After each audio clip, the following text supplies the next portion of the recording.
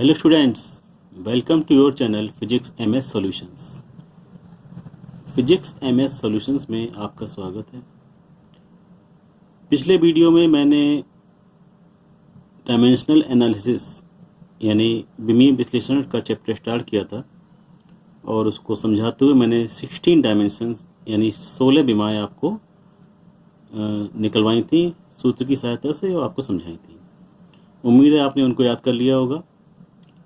आज मैंने पहले से इस पेज को तैयार कर लिया है समय थोड़ा बचाने के लिए, क्योंकि इसके बाद मुझे डायमेंशन के बाद आपको न्यूमेरिकल्स की हेल्प से समझाना भी है। तो आप मैंने पेज पे तैयार कर रखे हैं आपके लिए नोट्स, आप उसको देख के समझिए। मैं आपको एक एक करके समझाता जाता हूँ। पिछले वीडियो का जो भी वर्क होता है वो आपको अगले वीडियो के आने से पहले कंप्लीट कर लेना चाहिए और याद करके बैठना चाहिए, इससे कि आपको नया काम अच्छे से समझ में आ जाए, क्लियर हो। क्योंकि पढ़ाई एक सीढ़ी की तरह होती है। जब एक पायदान पर आप पैर रखेंगे तभी अगले पायदान पर पहुंच सकते हैं। अगर पीछे वाला पायदान गायब है तो आप कैसे चढ़ेंगे ऊपर। इसलिए आपको ये अभी स्टार्टिंग ही हो रही है, इसलिए डेली आप अपने पुराने वीडियो को तैयार कीजिए, कॉपी में नोट्स लिखिए, उनको याद कीजिए और नए वीडियो की इंतजार कीजिए। और जैसे ही वीडियो मिले आप जल्दी से उसको देख के उसको भी कंसेप्ट सही से याद कर लीजिए और उसको नोट कर लीजिए अपनी कॉपी में। तो मैं स्टार्ट कर रहा हूँ। 16 डायमेंशंस में उस दिन समझा चुका था। आज 17वें नंबर पे आते हैं। 17th है पृष्ठ तनाव। ये अधिकतर जो आप देखेंगे ये फिजिकल क्वांटिटीज़ ये सब आपके फर्स्ट ईयर में आएंगी। 11th क्लास में सब कुछ मिलेंगी मोस्टली। तो पृष्ठ तनाव, सरफेस टेंशन। अब ये क्या होता है ये तो जब चैप्टर पढ़ाऊंगा तभी समझाऊंगा। अभी फिलहाल डायमेंशन पे आइए। फार्मूला इसका है T = F/L। T से इसको रिप्रेजेंट करते हैं, F फोर्स है और L लेंथ है। T = फोर्स/लेंथ। तो इसकी डायमेंशन आ रही है, आप देख रहे हैं फोर्स की डायमेंशन लगाई हमने mlt-2, लेंथ की अपॉन में लगाई है L। इस L से ये L कैंसिल हो जाएगा, बचेगा mt-2। 18th है जड़त्व गुण, मूवमेंट ऑफ इनर्शिया। इसे I से रिप्रेजेंट करते हैं और फार्मूला है I = mr²। तो डायमेंशन निकालेंगे I की, M की लगाएंगे M, R की L इसका स्क्वायर, तो ये होगी ml²। 19th बहुत इंपॉर्टेंट डायमेंशन है ये वाली, गुरुत्वाकर्षण नियतांक, ग्रेविटेशनल कांस्टेंट। कैपिटल G से इसको रिप्रेजेंट करते हैं। इसके लिए फार्मूला आप ये 9th में पढ़ चुके हैं, F = Gm1m2/r²। इस फार्मूले से कैपिटल G को हम निकालेंगे। कैपिटल G हम निकालेंगे तो F और r² मल्टीप्लाई में आ जाएंगे ऊपर, और जो G के साथ में है वो इधर अपॉन में आ जाएंगे। डायमेंशन लगाएंगे, F फोर्स है यहाँ पे, R distance between two bodies है और m1 m2 उन बॉडीज के मास है, द्रव्यमान है। तो हम इनकी डायमेंशन लगाएंगे, फोर्स यानी बल की लगाते हैं mlt-2, r है distance l square, m1 m2 द्रव्यमान है, मास है, तो m1 की m, m2 की m। तो देखें एक m से एक m कैंसिल हो जाएगा, एक m बचेगा नीचे, उसको जब ऊपर लेके जाएंगे तो -1 पावर आ जाएगी उस पर। एक l और 2l ये हैं तो l की पावर 3 हो गई और t की power -2, m-1 l³ t-2।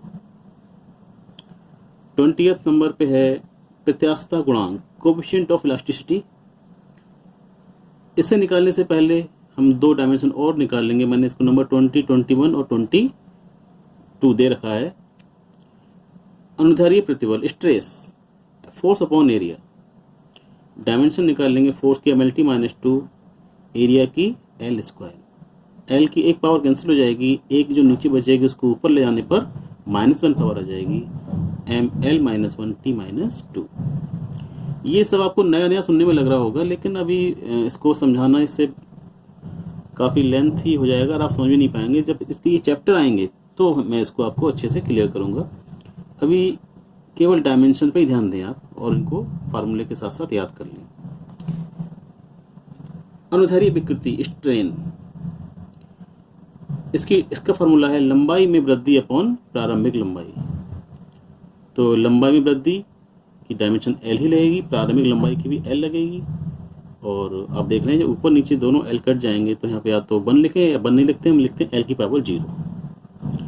L की पावर 0 की वैल्यू 1 होती है, किसी भी चीज़ की पावर 0 हो वो हमेशा 1 आएगा। अब हम आ गए अपना जो 20 नंबर पर था, प्रत्यास्थता गुणांक, कोएफिशिएंट ऑफ इलास्टिसिटी। इसका फार्मूला हम यहाँ लिख रहे हैं, प्रत्यास्थता गुणांक इक्वल प्रतिबल अपॉन विकृति, स्ट्रेस अपॉन स्ट्रेन। तो डायमेंशन हम निकालेंगे, प्रतिबल की ऊपर निकालिए ml-1 t-2, और विकृति के हम लगाएंगे L0। तो आप जानते हैं L0 की कोई मतलब नहीं है, तो डायमेंशन लेस क्वांटिटी है ना ये, तो इसका कोई मतलब नहीं है, 1 होगा इसकी मतलब, तो ये बचेगा ml-1 t-2, यानी कोएफिशिएंट ऑफ इलास्टिसिटी की डायमेंशन वही होती है जो स्ट्रेस की होती है, ml-1 t-2, ml-1 t-2। अब इसके बाद 23 नंबर पर है स्प्रिंग का बल नियतांक, force constant of spring. Force constant of spring, इसके लिए आपको फार्मूला यूज करना है F इक्वल -kx। F यहाँ पर फोर्स है, K स्प्रिंग कांस्टेंट है, फोर्स कांस्टेंट है स्प्रिंग का, X स्प्रिंग में जो हम खींचते हैं या फिर दबाते हैं तो उसमें जो कंप्रेशन और एक्सटेंशन होता है वो डिस्टेंस x है। मतलब स्प्रिंग में जो दबने पर जो जितनी दबती है या फिर खींचने पर इतना खुलती है वो x है, तो ये भी डिस्टेंस है। तो k इक्वल यहाँ से आ जाएगा -f/x, डायमेंशन लगाएंगे f की mlt-2, x की l से l कैंसिल हो जाएगी तो mt-2। अभी जस्ट पीछे हमने निकाली थी पृष्ठ तनाव की डायमेंशन, तो पृष्ठ तनाव की डायमेंशन और स्प्रिंग के बल नियतांक यानी फोर्स कांस्टेंट की डायमेंशन सेम है, mt-2। 24 नंबर पे आप देख रहे हैं श्यानता गुणांक, कोएफिशिएंट ऑफ विस्कोसिटी। श्यानता से आप सहन समझें, जैसे किसी लिक्विड में जो गाढ़ापन होता है उसको हम श्यानता कहते हैं। पानी की श्यानता बहुत कम होती है, शहद की श्यानता बहुत अधिक होती है। तो जब ये चैप्टर में आएगा तभी पढ़ा जाएगा आपको डिटेल में। अभी आप समझें कोएफिशिएंट ऑफ विस्कोसिटी, श्यानता गुणांक की डायमेंशन निकालना है। फार्मूला यूज करेंगे F इक्वल 6π-η/RV, इसे ईटा बोलते हैं। श्यानता गुणांक क्या है? ईटा। n बना के थोड़ा नीचे खींच देते हैं तो क्या बन जाता है? ये ईटा। F इक्वल 6π-η/RV, तो ईटा निकालेंगे 6π/RV, यहाँ से F के अपॉन में आ जाएगा। डायमेंशन निकालने के लिए हम ऊपर F की डायमेंशन लगाएंगे फोर्स की mlt-2। 6π मैंने बता चुका हूँ कॉन्स्टेंट्स होता है तो इसकी डायमेंशन नहीं लेते हैं। R की लेंगे L, वेलोसिटी की lt-1, L से एक L कैंसिल हो गया, एक L ऊपर जाके माइनस का हो जाएगा ml-1, T की -2 पावर्स है, नीचे से माइनस की 1 ऊपर जाके प्लस की हो जाएगी तो बचेगी -1। तो डायमेंशन आई श्यानता गुणांक की ml-1 t-1। 25 नंबर पर है प्लांक नियतांक, प्लांक कांस्टेंट। प्लांक कांस्टेंट एक साइंटिस्ट थे प्लांक का, उन्हीं के नाम पर है, प्लांक के नाम पर ही है ये। E equal H new formula use करेंगे, H यहाँ पर प्लांक नियतांक है, प्लांक कांस्टेंट, तो H यहाँ से निकाला हमने E/न्यू।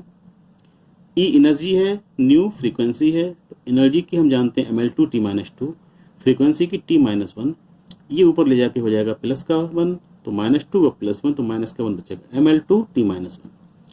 ये 25 डायमेंशंस मैंने आपको यहाँ समझाई है।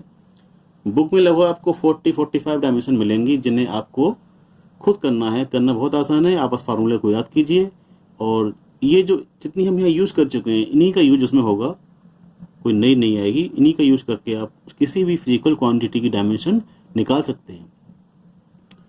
अब जो इसका अगला हिस्सा है इस चैप्टर्स का, विमाओं के उपयोग, यूजेस ऑफ डायमेंशंस। इस पार्ट के ऊपर न्यूमेरिकल्स प्रॉब्लम्स आती हैं सॉल्व करने के लिए, तो इसके 3 उपयोग हैं और मैं बारी बारी आपको एक एक एग्जाम्पल की हेल्प से समझाऊंगा और अगले वीडियो में मैं डायमेंशंस के प्रॉब्लम्स को लेकर आऊँगा और जो न्यूमेरिकल्स हैं आपकी बुक में उनको हम सॉल्व करेंगे। तो अभी आप इनके यूजेस समझेंगे, एक एक एग्जाम्पल लेंगे इसका हम। तो पहला यूज है इसका, किसी सूत्र या समीकरण की सत्यता की जांच करना। किसी सूत्र या समीकरण की यानी फार्मूला या इक्वेशन की सत्यता की जांच करना कि वो सत्य है या असत्य है, ये हम डायमेंशन की सहायता से ज्ञात कर सकते हैं। इसका एक मेथड है, मैं समझाऊंगा अभी आपको।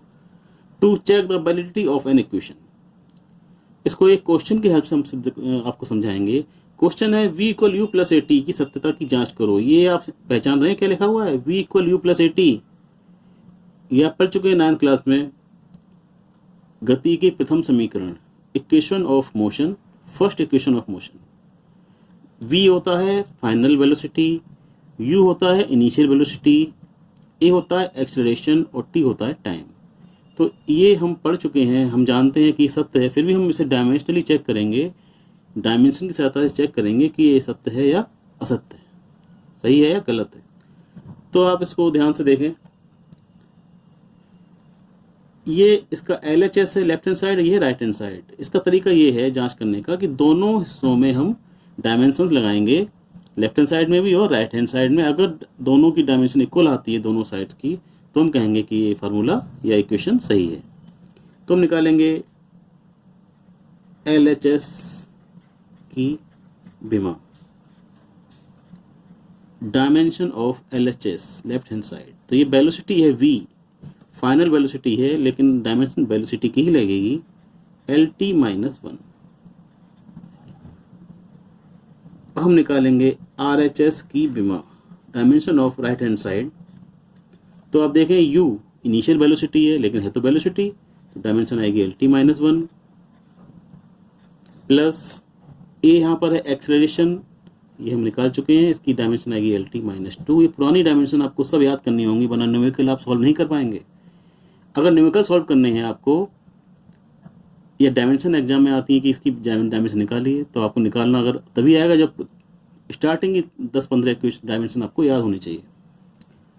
t यहाँ पर टाइम है, तो उसकी t आ गई टाइम की, तो LT-1 प्लस यहाँ पे t-2 है, यहाँ पे t की +1 है, तो इन्हें जब हम इकट्ठा करेंगे तो ये भी हो जाएगा LT-1, तो ये हो गया 2LT-1। ये दोनों सेम x प्लस x जैसे 2x हो जाता है, इसको हमने 2 बार लिख लिया। अब देखिए क्या डायमेंशन इक्वल आई हैं या नहीं आई हैं। देखिए LHS की डायमेंशन है LT-1 और RHS की डायमेंशन है 2LT-1।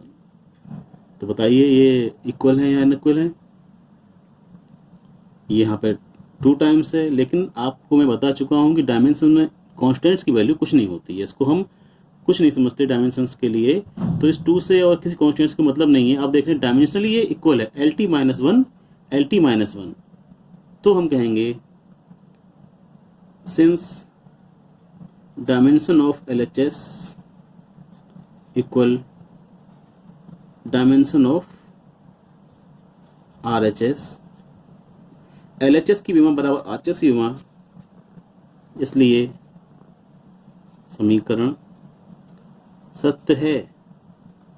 अर्थात ये हमने डायमेंशनली चेक कर लिया कि हमारी ये समीकरण जो है ये ट्रू है, सत्य है। ये पहला उपयोग मैंने आपको समझाया एग्जाम्पल की हेल्प से। अगले वीडियो में हम इस टाइप के कई सवाल करेंगे।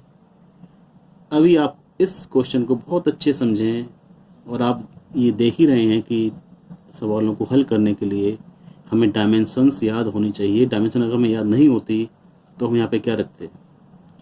तो अभी समय है, आप पिछले वीडियो में और इस वीडियो में जो भी डायमेंशन बताई जा रही हैं सबको आप याद कर लीजिए। नंबर 2, जो दूसरा यूज है डायमेंशंस का, एक पद्धति के मात्रकों को दूसरी पद्धति के मात्रकों में बदलना। Conversion of units from one system to another system. System आप समझते हैं, नहीं समझते हैं तो मैं बता देता हूँ फिर से। 3 तरह के सिस्टम होते हैं जिससे हम फिजिकल क्वांटिटीज को मेजर करते हैं, नापते हैं। आप पढ़ चुके हैं, फिर से एक बार रिपीट कर देते हैं। MKS सिस्टम या पद्धति, CGS पद्धति या सिस्टम, और तीसरा है FPS पद्धति। MKS की जो फुल फॉर्म है मीटर किलोग्राम सेकंड, CGS की है सेंटीमीटर ग्राम सेकंड, FPS की है फुट पाउंड सेकंड। तो ये जो पहला वाला जो इसमें वर्ड है, M है, C है या फिर F है, ये डिस्टेंस नापने के लिए है। जैसे मीटर, MKS में मीटर, CGS में सेंटीमीटर, FPS में फुट। आप जानते हैं लंबाई नापते हैं अपनी फुट में। जो सेकंड वाला वर्ड है K, G और P, मतलब किलोग्राम, ग्राम और पाउंड, ये मास यानी द्रव्यमान नापने की यूनिट है, और थर्ड नंबर पे सेम है सेकंड सेकंड सेकंड। तो यहाँ पे हम एक पद्धति से दूसरी पद्धति में बदलने वाले सवाल हैं जो डायमेंशन पे बेस्ड हैं, वो हम करेंगे। तो आप समझ रहे होंगे कि ये यूज क्या कहता है कि एक सिस्टम यूनिट दी होगी और दूसरे सिस्टम में हमें उसको चेंज करना है। तो क्वेश्चन देखिए आप, 1 न्यूटन को डाइन में बदलिए। जानते हैं आप न्यूटन क्या होता है और डाइन क्या होता है? न्यूटन है फोर्स की यूनिट, डाइन भी है फोर्स की यूनिट, लेकिन न्यूटन है एमके सिस्टम में और डाइन है सीजीएस सिस्टम में।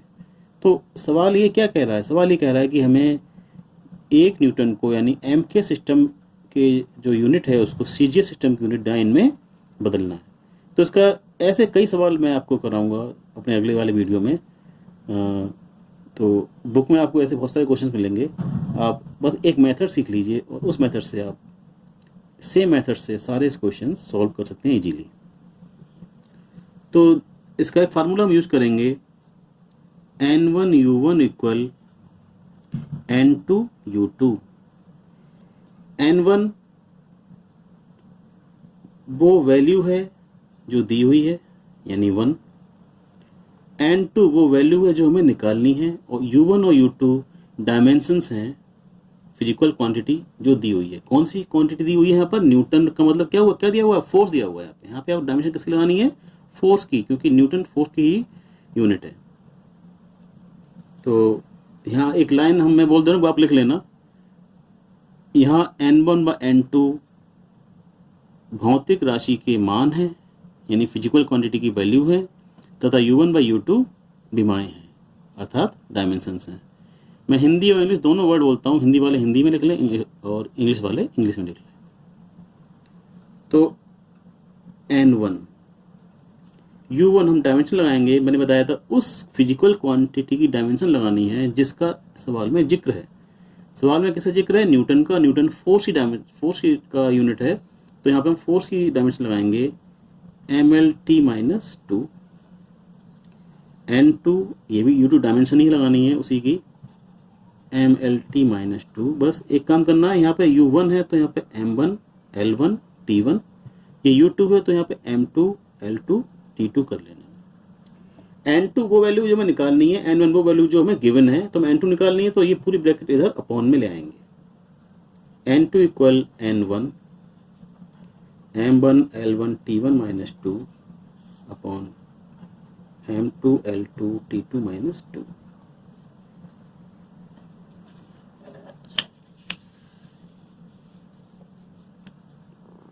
N1 M1 अपॉन M2 अलग कर लें, L1 अपॉन L2 अलग कर लिया, T1 अपॉन T2 अलग कर लिया। दोनों पर सेम पावर है -2, तो हमने होल के ऊपर -2 पावर लगा दी।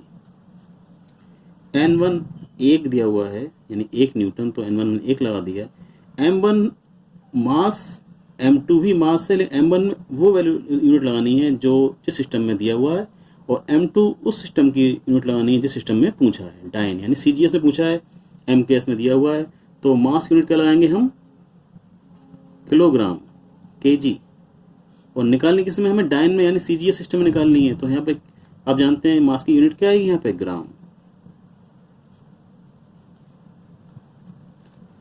लेंथ, MKS में लेंथ की डायमेंशन होती है मीटर, और CGS में निकालनी है तो उसमें लगाएंगे सेंटीमीटर।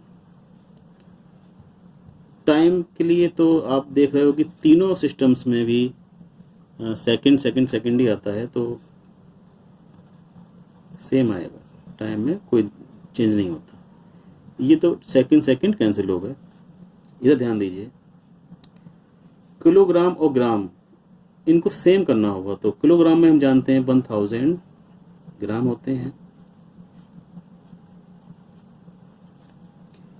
मीटर में 100 सेंटीमीटर होते हैं, ग्राम से gram cancel, centimetre centimetre cancel हो गया। 1 इंटू 1000 इंटू 100 यानी 1 इंटू 10⁻, हम इसके देंगे 1 2 3 4 5, और ये क्या आ गया? डाइन, यानी 1 न्यूटन इक्वल 1 इंटू 10⁵ डाइन। ये आपने 1 न्यूटन को डाइन में बदलने का क्वेश्चन था, तो आपने डायमेंशन निकाल लिया कि 1 न्यूटन में 1 इंटू 10⁵ डाइन होते हैं। एक बार फिर से देख लीजिए क्वेश्चन को। N1 U1 N2 लगाना है फार्मूला। N1 N2 वैल्यूज़ हैं, U1 U2 डायमेंशंस हैं। इसको अपॉन में ले आएंगे, अलग अलग कर लेंगे, उनकी यूनिट लगाएंगे, सेम करेंगे, काटेंगे और आंसर आ जाएगा आपका।